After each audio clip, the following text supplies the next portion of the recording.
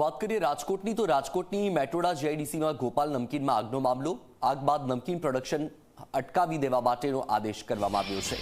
ઔદ્યોગિક સલામતી કચેરીએ આદેશ કર્યા છે. ગોપાલ નમકીનને મળી હતી 13 કરોડથી વધુની સીજીએસટીની નોટિસ. માળખાની સ્ટેબિલિટીનો રિપોર્ટ ન આવે ત્યાં સુધી પ્રોડક્શન બંધ રખાશે. તો આપને જણાવી દઈએ કે રાજકોટ મેટોડા જીઆઈડીસીમાં ગોપાલ નમકીનમાં જે આગ લાગી હતી, આગ બાદ હવે નમકીન પ્રોડક્શન અટકાવી દેવા માટે આદેશ કરાયો છે. વધુ માહિતી મેળવીએ સંવાદદાતા ગૌરવ પાસેથી. ગૌરવ, ગોપાલ નમકીનમાં આગ લાગ્યા બાદ હવે નમકીનનું પ્રોડક્શન અટકાવી દેવા માટેનો આદેશ કરાયો છે. શું માહિતી છે?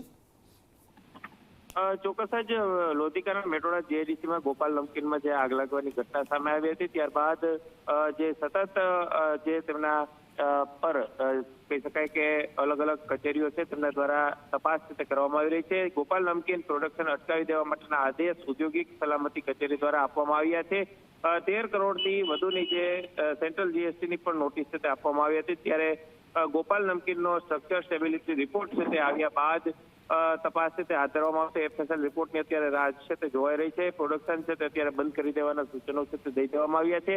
એટલું જ નહીં, સાથે સાથે મહત્વની વાત એ છે કે જો કે બેદરકારી જણાશે તો તેમની સામે કાયદેસરની કાર્યવાહી પણ હાથ ધરવામાં આવશે. જી બિલકુલ ગૌરવ, માહિતી બદલ આભાર.